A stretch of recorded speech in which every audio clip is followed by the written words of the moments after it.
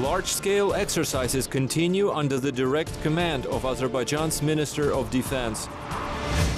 Criminal Armenian leadership is anxious amid news from Washington on reduction of annual financial aid. SOCAR is following European Union's stance on DESFA privatization and continues close cooperation with the EU. Chairwoman of the Composers Union of Azerbaijan, Frangiz Alizadeh, nominated for 2014 Grammy Awards on classical music. President of Azerbaijan, Ilham Aliyev, has received a delegation led by Turkey's Minister of Economic Affairs, Nihat Zeybekci. The parties welcomed the overall successful development of friendly and fraternal relations between the two countries. The sides exchanged views on the issues relating to further expansion of bilateral ties in various fields of the economy.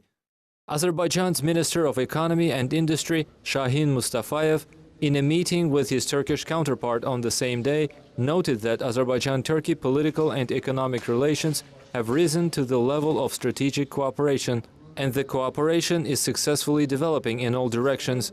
The bilateral ties are an example in the world. Reciprocal visits by the heads of state and the meetings held are significant in the development of relations between the two countries. Azerbaijan and Turkey have signed about 190 documents so far. More than 2,600 Turkish companies currently operate in Azerbaijan, and about 1,600 Azerbaijani companies operate in Turkey.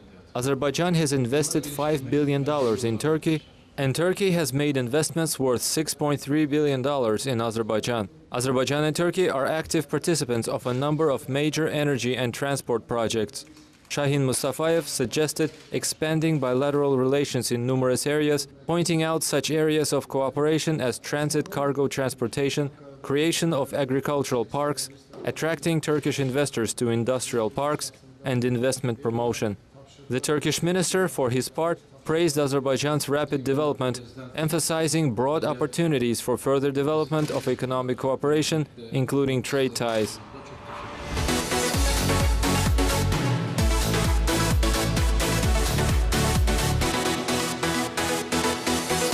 The large-scale military drills of the Ministry of Defense continue. The main phase of the exercises involving combat shootings was held on Wednesday. According to the order by Defense Minister Colonel General Zakir Hasanov, the military units became ready for the combat immediately and completed successfully the task on elimination of conditional enemy forces and provided the main forces to enter the battle. Personnel level of all types of troops implementing the combat task set forth, level of combat readiness and management, as well as mutual interaction capabilities were checked at the exercises. Combat shootings from mortar, rifle and tank units, rocket and artillery units, anti-aircraft missiles, combat aircrafts and helicopters, and practical rocket launchers and bombing were carried out on the polygon. Overall, the exercises involved 15,000 servicemen from the personnel, up to 300 armed vehicles, over 200 missile and artillery troops installations, approximately 20 aircraft of the Air Forces,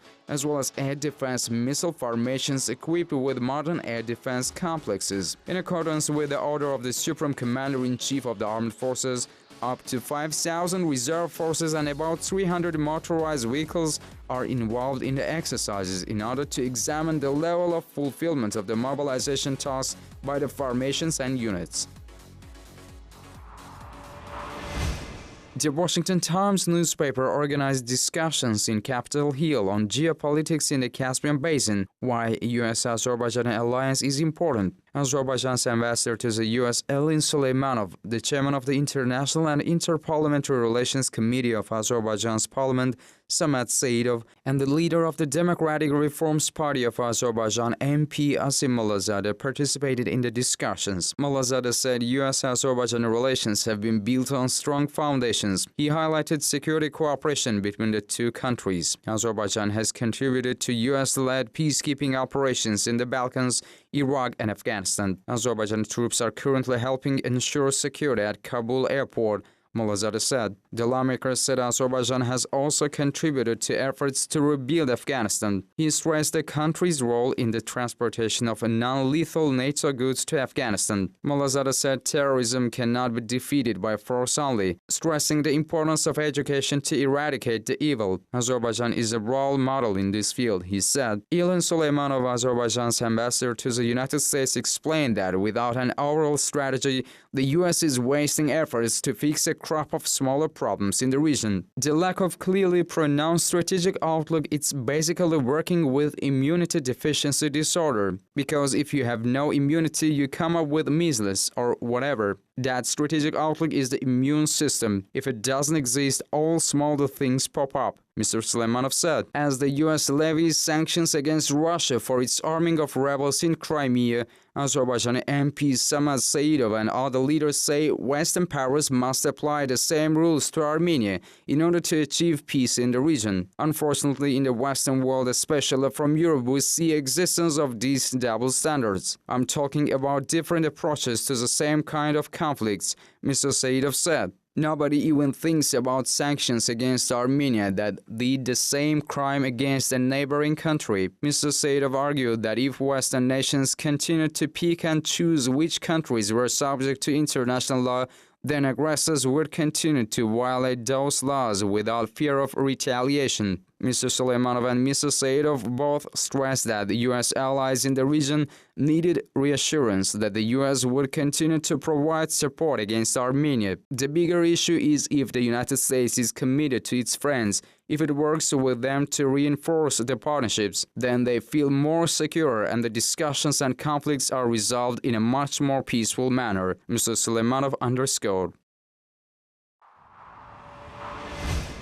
The U.S. leadership has proposed a record reduction in an annual financial aid to Armenia in the draft budget for fiscal year 2016. If the Congress approves the proposal, it would be the lowest ever American aid to Armenia since the disastrous earthquake in the country back in 1988. The Obama administration offered to decrease the money allocation to the post-Soviet nation to $24.7 million. That is dramatically less than last year's actual economic aid of $40 million. Moreover, the White House decided to maintain parity in terms of military assistance to Armenia and Azerbaijan, with international military education and training assistance set at $600 million and foreign military financing defined at $2.7 million. President Barack Obama's latest proposal of multi-sided aid to Armenia covering economic, military, law enforcement and health fields indicates a 14% reduction. The Armenian National Committee of America is deeply concerned over Washington's shrinking interest in Armenia. The Obama administration has also decided to completely cut its assistance to the separatist Nagorno-Karabakh regime, whereas the self-proclaimed regime in Azerbaijan's occupied territories has been receiving $2 million annually so far. Armenia's expanding approximation with Russia amid the souring relations between Russia and the Western forces is seemingly disillusioned the U.S. rulers with Armenia's vulnerable image. Decreasing financial backing may well witness the falling U.S. interest in Armenia, a country making a sorry show to apply international and civilized standards in its foreign policy, political and economic decisions and behavior. From another point of view, Washington's approach to keep balance of military skills between Armenia and Azerbaijan could be interpreted as Western giants' intention to preserve stability in the South Caucasus region that is very vital in terms of global energy security. Also, Millennium Challenge Corporation, a part of the U.S. efforts to provide a smart assistance for foreign countries based on good policies, has removed Armenia again from its list of beneficiary countries 6 years in a row back in December. John Heffern, former U.S. ambassador to Armenia, explained it with Armenia's failure of meeting the required criteria to benefit from the corporation's programs over the past years. The Millennium Challenge Corporation and Armenia shook hands for cooperation in 2006, but the corporation announced the former Soviet nation non-democratic in 2008, following the fatal skirmishes in Yerevan after presidential war, and subsequently deprived the country of the financial support.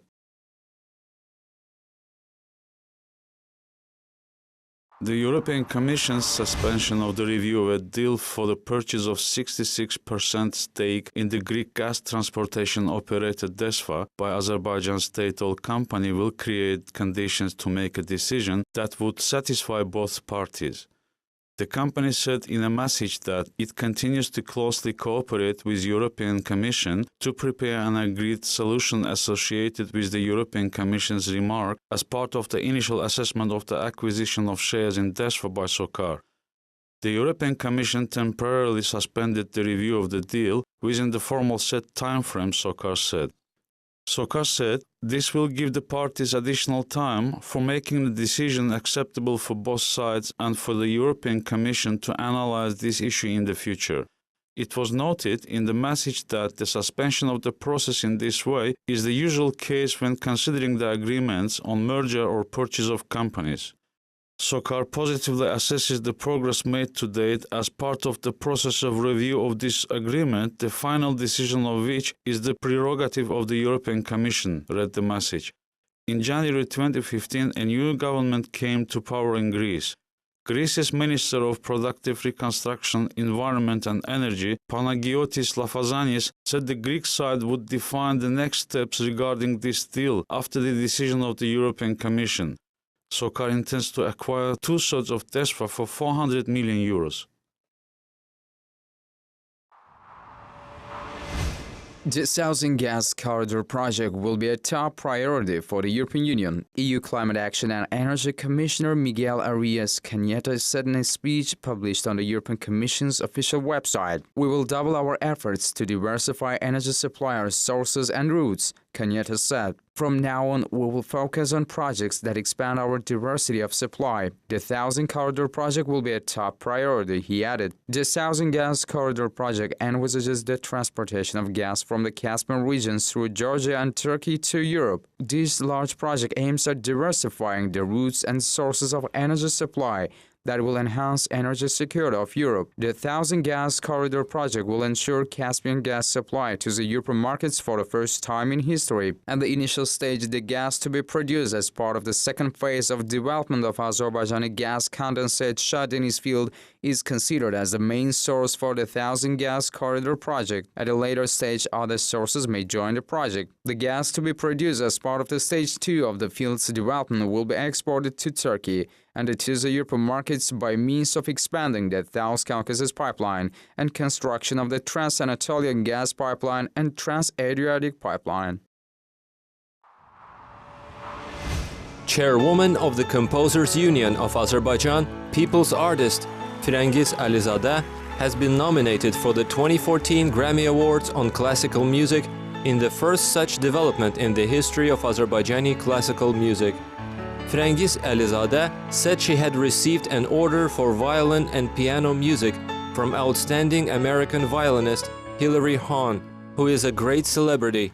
She went ahead and created the composition called Impulse. When asked why she called it that way, Alizadeh said that was the impression made upon her by the American violinist, considering her energy and the impulse Hilary Hahn sends to the audience.